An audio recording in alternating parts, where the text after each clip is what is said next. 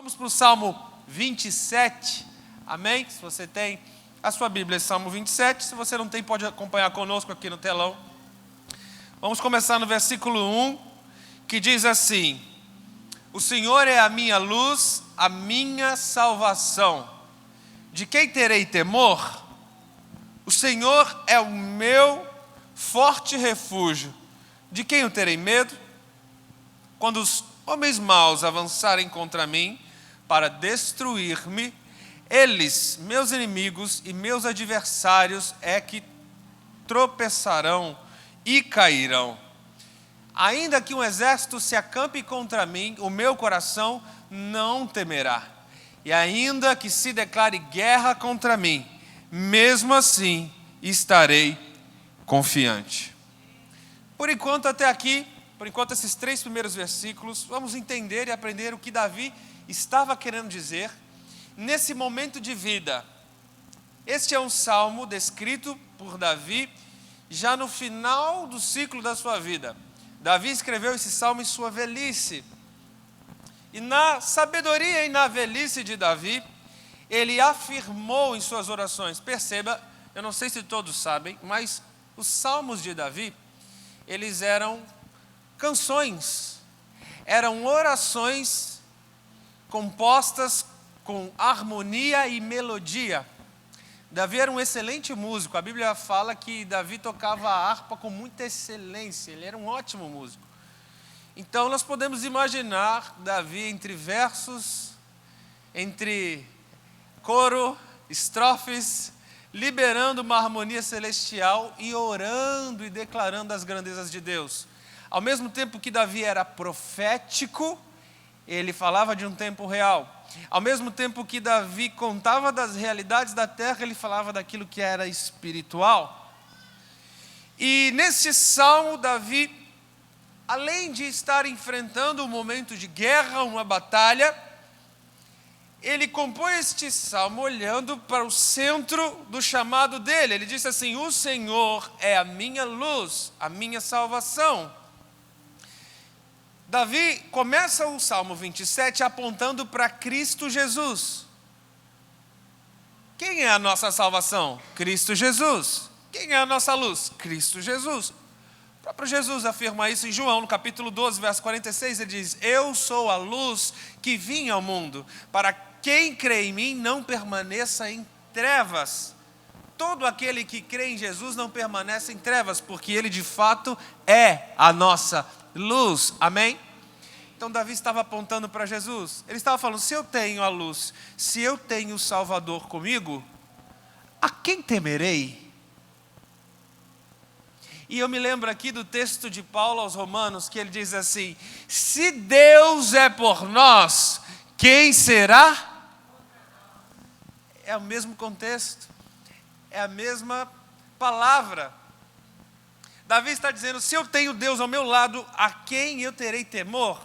Sabe, a gente tem que falar um pouco de medo para entender um pouco o contexto e aplicar para o nosso dia a dia. Todos nós somos cercados de situações que podem nos ocasionar medo. Diariamente. Diariamente você está cercado de circunstâncias que podem te gerar medo. Umas menos potenciais e outras em maior potencial.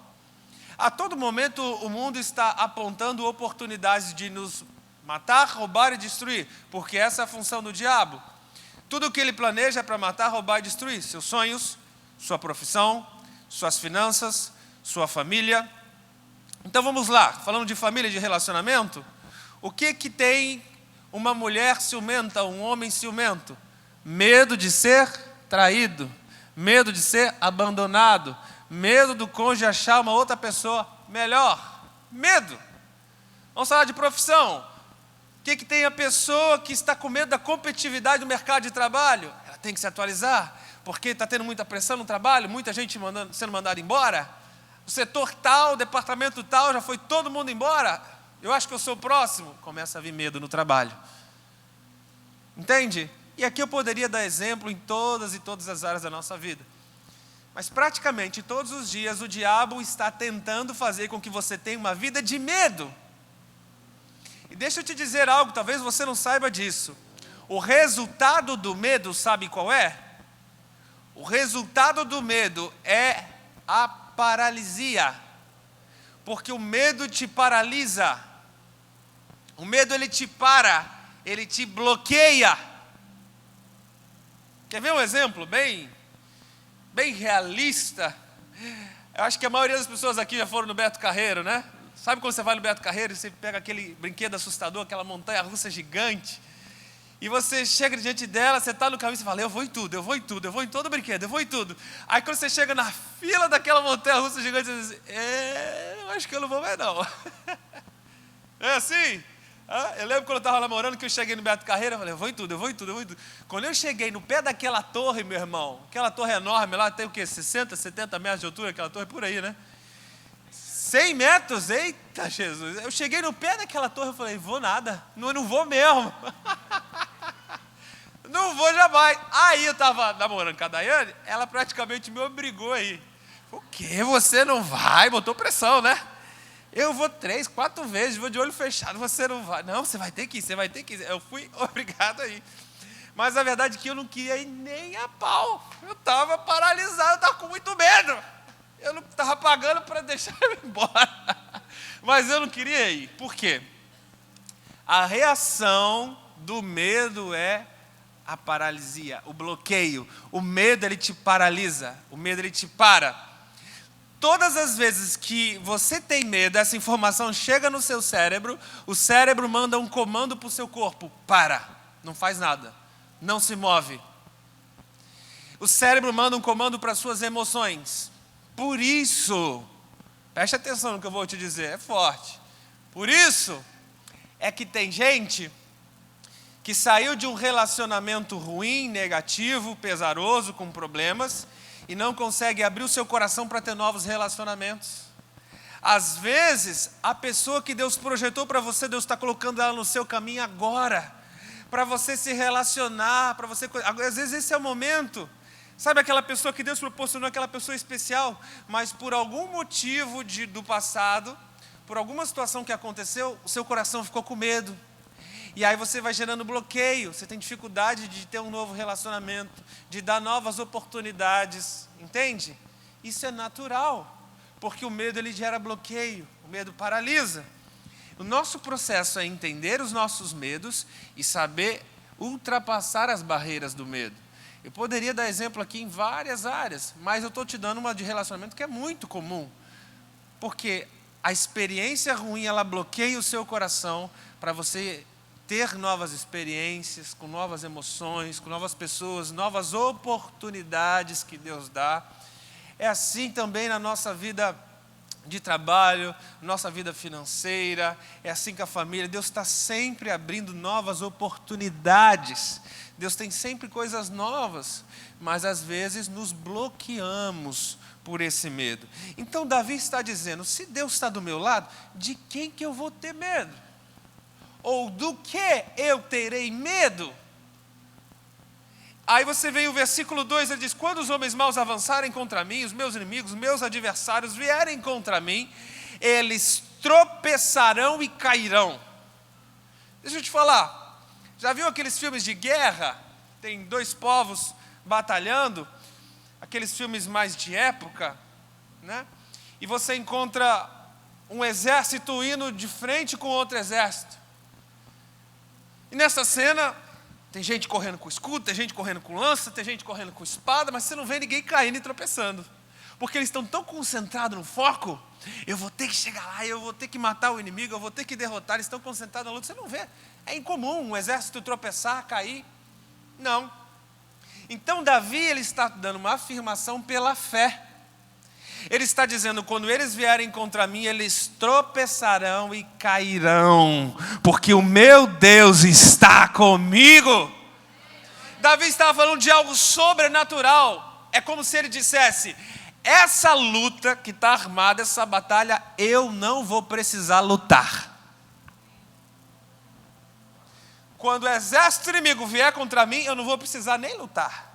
Eu não vou precisar nem me defender. Sabe, o exército inimigo faz barulho. Viu nos filmes, tem alguns exércitos que vão com tambor, que vão gritando, e dão aquele grito de guerra, e vão para cima, eles fazem barulho, barulho, barulho, para te assustar, porque o barulho gera medo. Já viu aquela expressão que tem cachorro que late, mas não morde? Então, essa expressão serve aqui para o diabo, porque ele está ao teu derredor procurando quem pode tragar e rugindo como um leão, ele está fazendo barulho. Mas ele sabe que você é lavado, remido, coberto com o sangue de Cristo Jesus, e ele não pode te morder. Aleluia!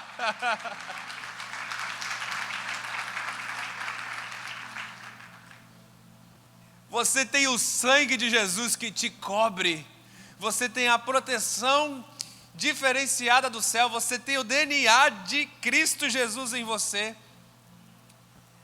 Mal nenhum chegará à sua tenda, praga nenhuma, 1000 cairão ao teu lado, 10.000 à tua direita, você jamais poderá ser atingido. Porque você foi santificado. Você não é mais dessa terra, você foi santificado pelo sangue de Cristo Jesus. Todos nós somos santificados. O diabo pode fazer barulho, mas todos eles vão tropeçar e cair na nossa frente. E ainda que haja uma exposição pública de guerra, quando o exército se acampa contra mim, Davi estava dizendo isso no versículo 3, ainda que tenha um exército acampado contra mim, o meu coração não vai temer. Deixa eu te dizer, Davi estava falando, e aqui de forma literal também, era algo espiritual, era algo profético e era algo literal. Grandes teólogos e historiadores bíblicos afirmam que o momento que Davi escreveu o Salmo 27, ele estava exatamente num campo de batalha. Na velhice de Davi, depois que ele já era rei, os filisteus viviam em guerra contra o povo de Israel. E numa determinada batalha, Davi ele saiu com o exército para encarar o exército filisteu. E nessa batalha, um homem decidiu criar um plano de assassinar Davi. O plano deles não era derrotar o exército de Israel, aniquilar o povo, não. O plano deles era matar Davi.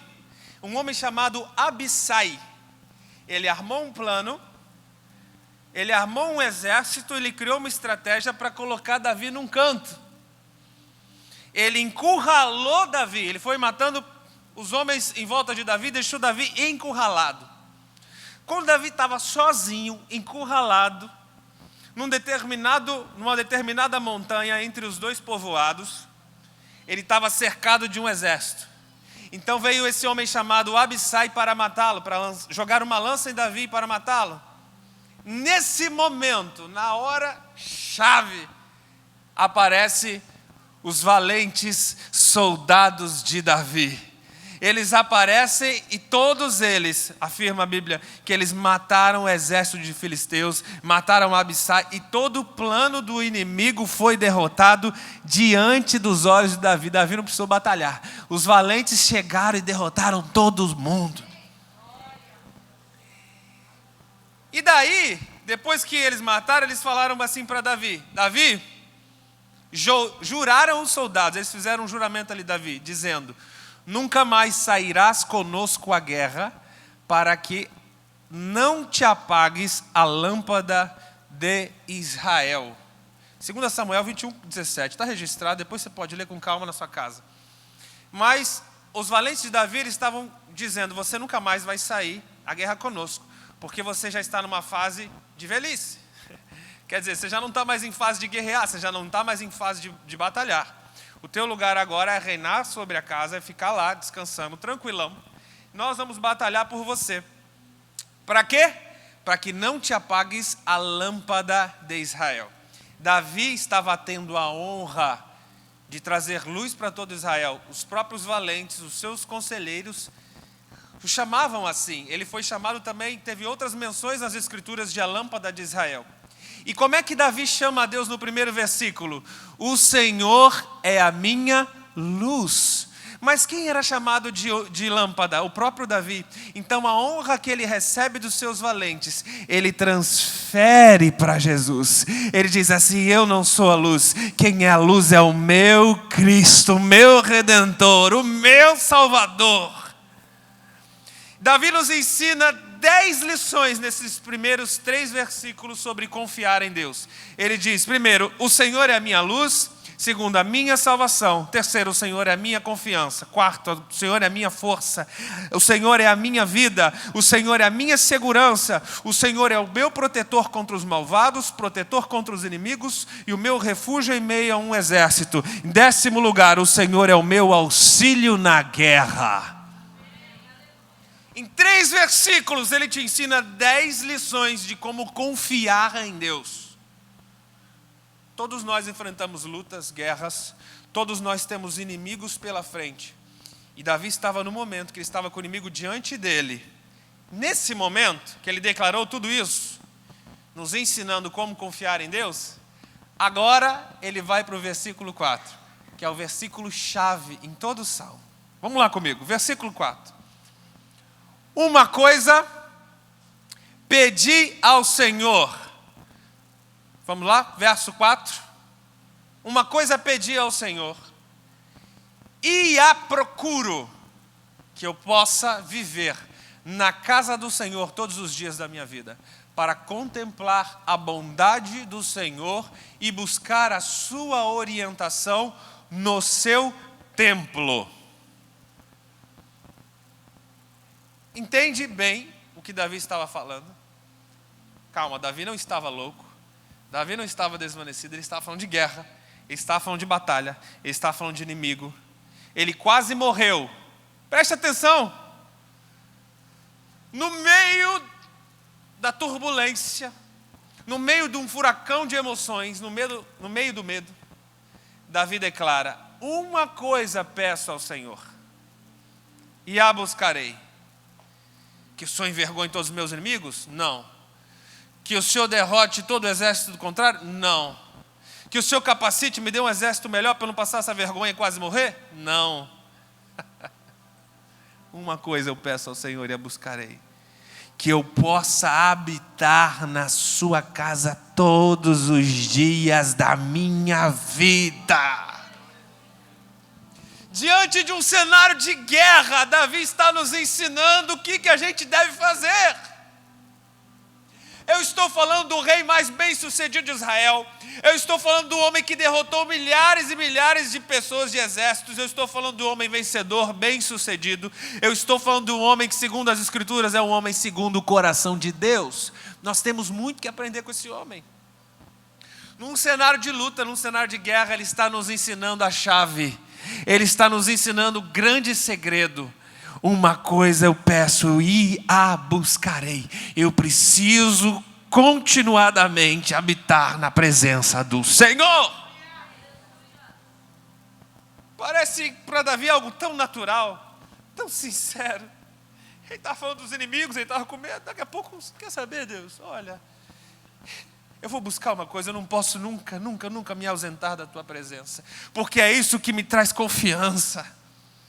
Davi estava nos ensinando a ter uma outra sintonia das coisas, não nos deixar ser envolvido pelas emoções negativas do ambiente, de uma tempestade, de uma crise, de uma estação ruim.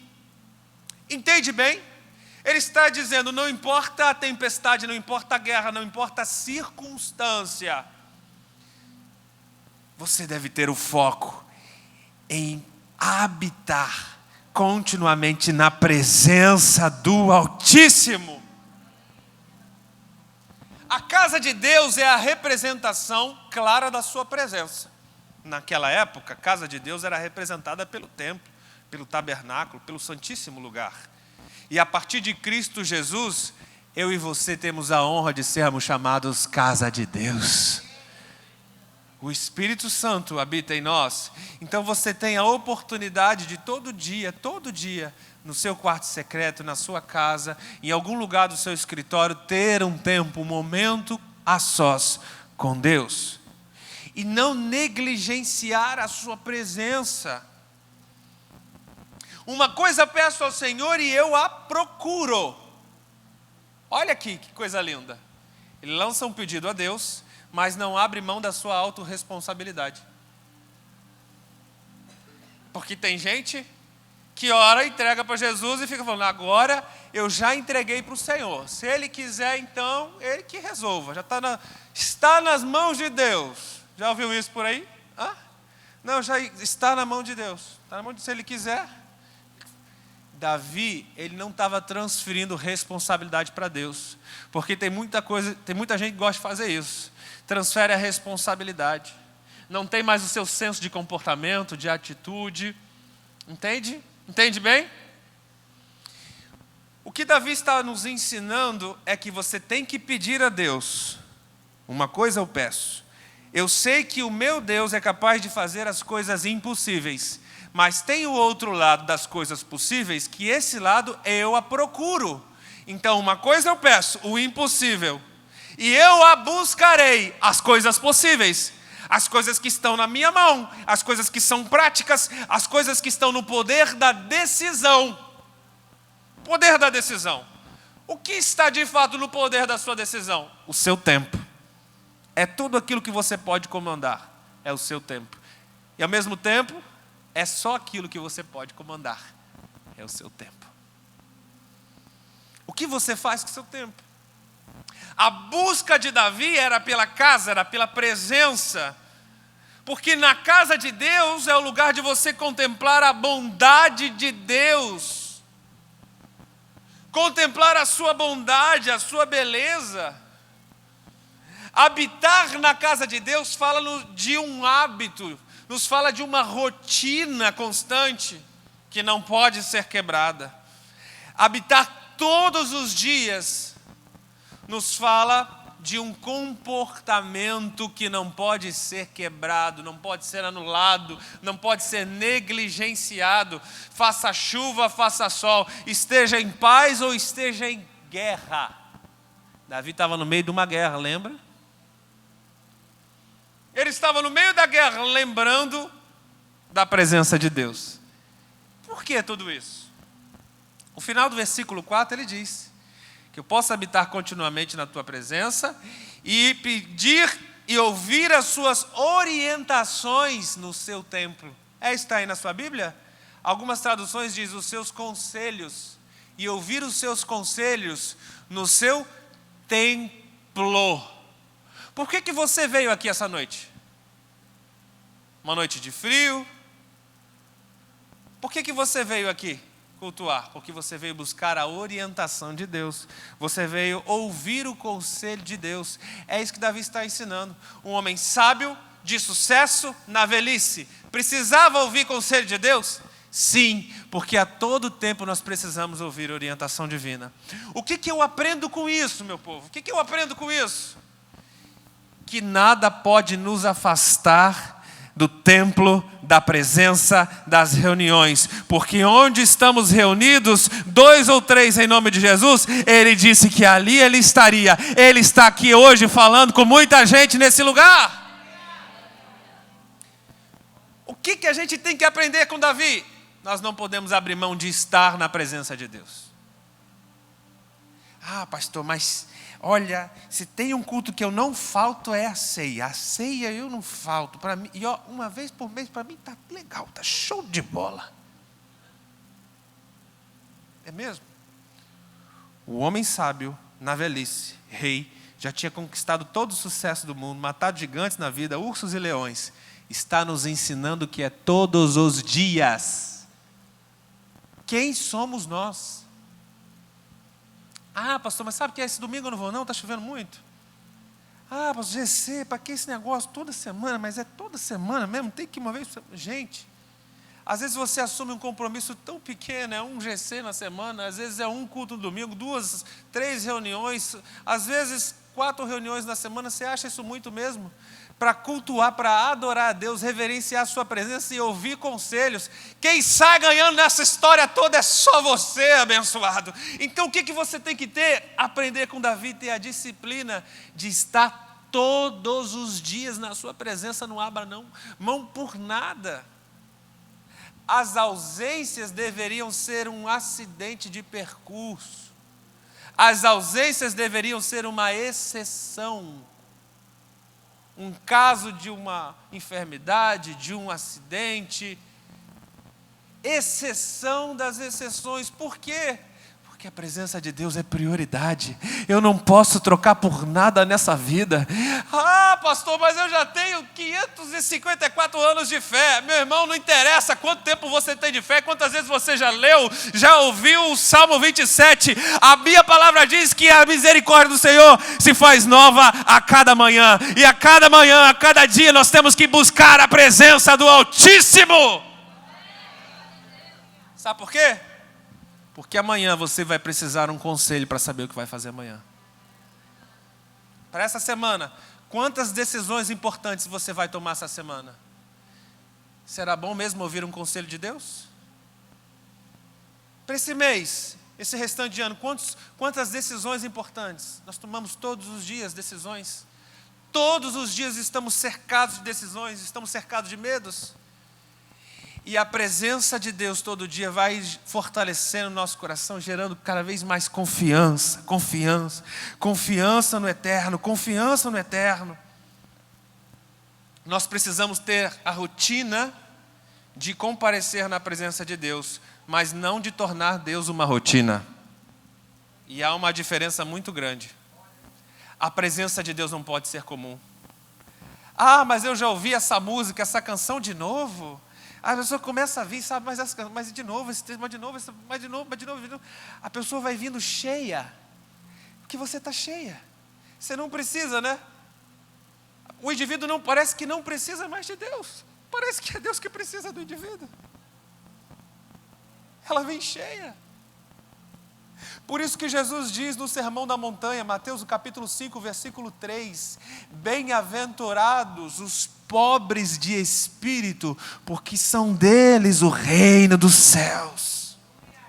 Sabe quem é pobre de espírito?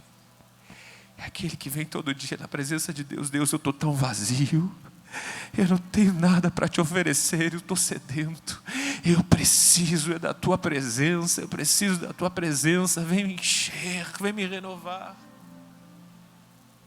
É aquele que reconhece que está vazio. Deles é o reino dos céus.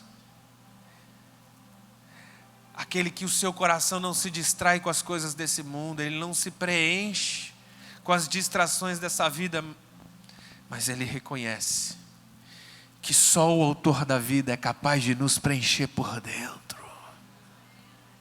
Ele reconhece que só o autor da vida é capaz de nos dar o conselho correto na hora do medo.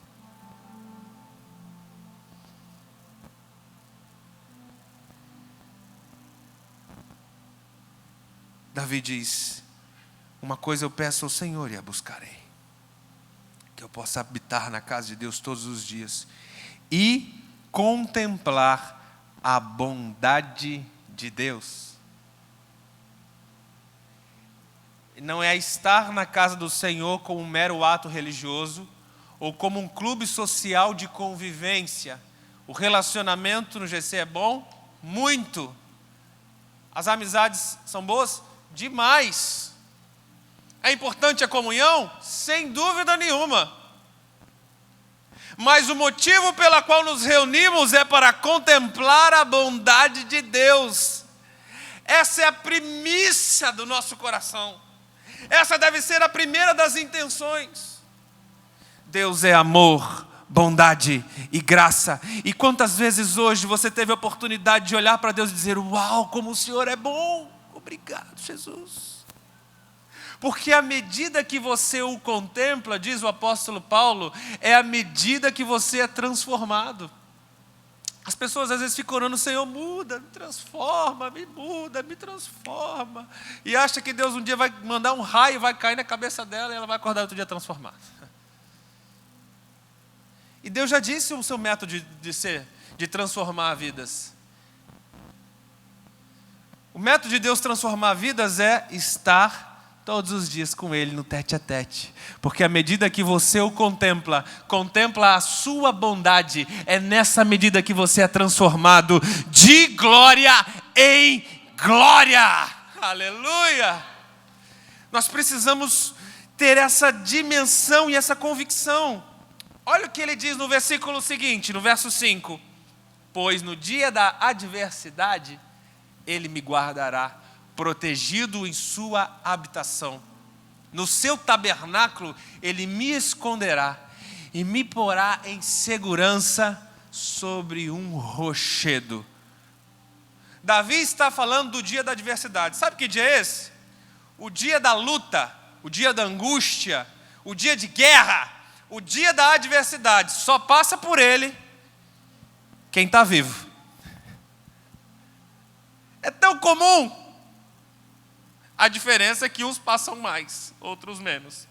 A diferença é que tem pessoas que gostam de fazer a famosa tempestade em copo d'água. Já viu isso? Às vezes é um negocinho pequeno e ela torna aquilo um dia de luta. O dia da adversidade, é guerra. É o diabo se levantou contra mim com todo o seu exército.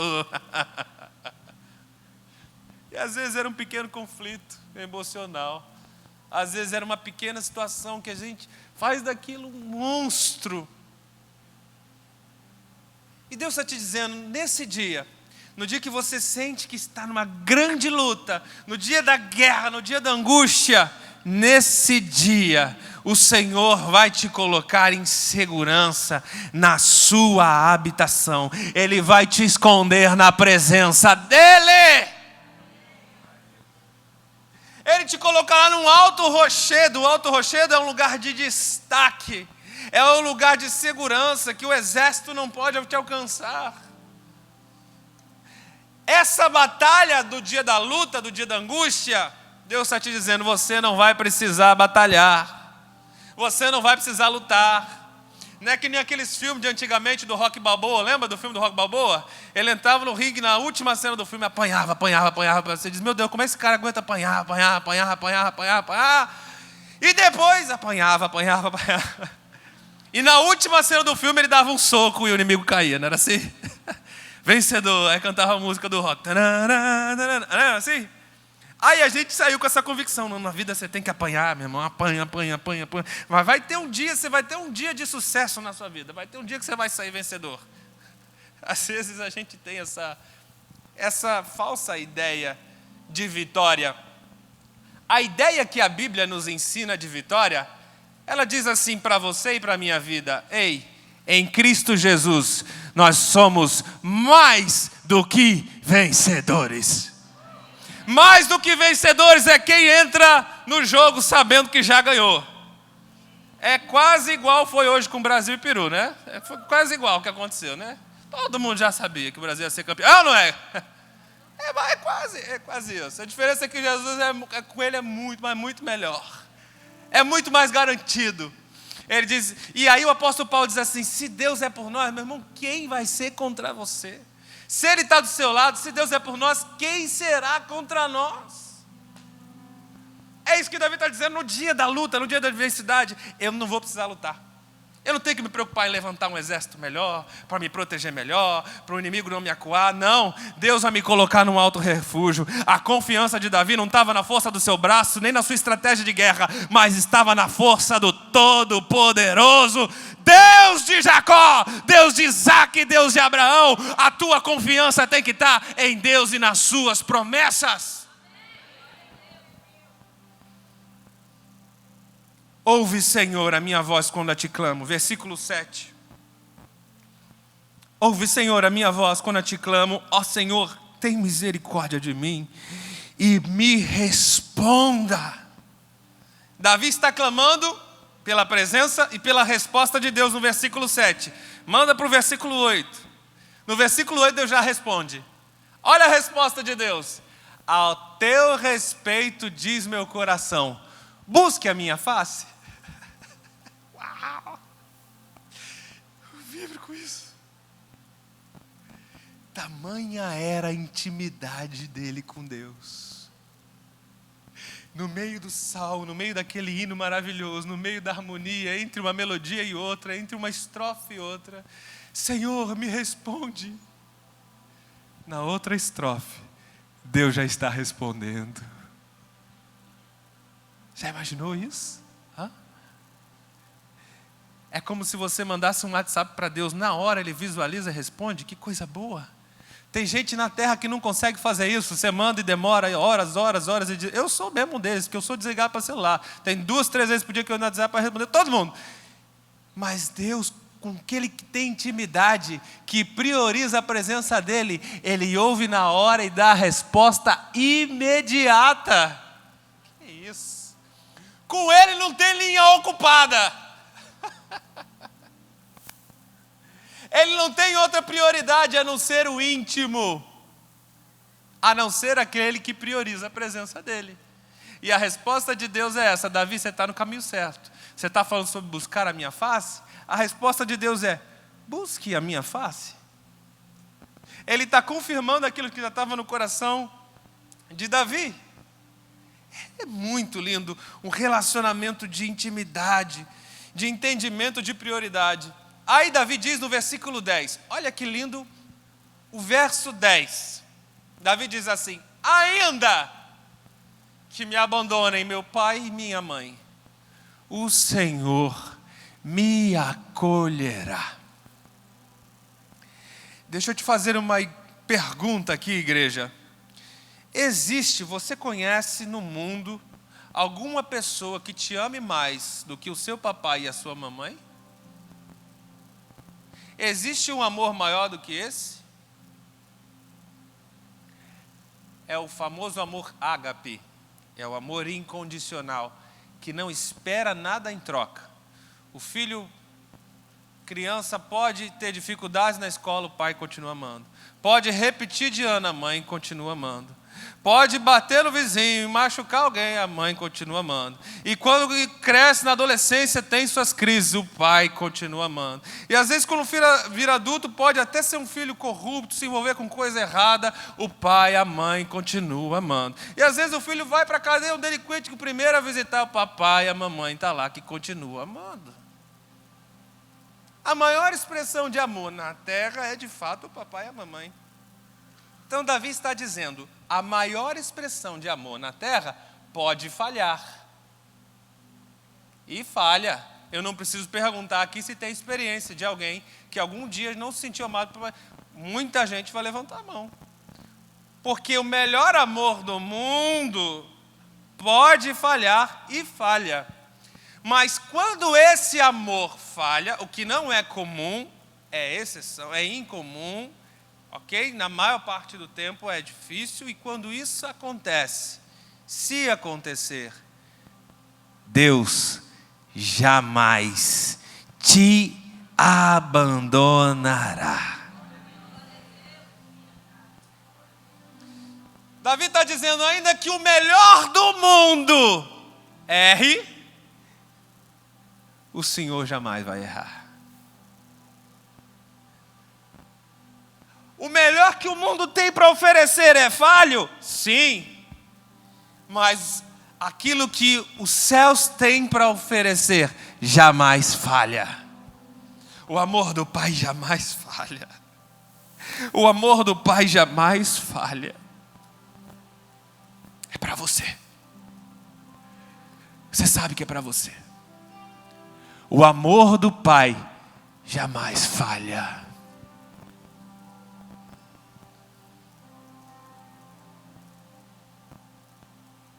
Verso 13. Apesar disso, essa é a certeza que eu tenho. Viverei até ver a bondade do Senhor na terra. 14. Espera no Senhor. Seja forte. Coragem. Davi está dizendo para ele mesmo.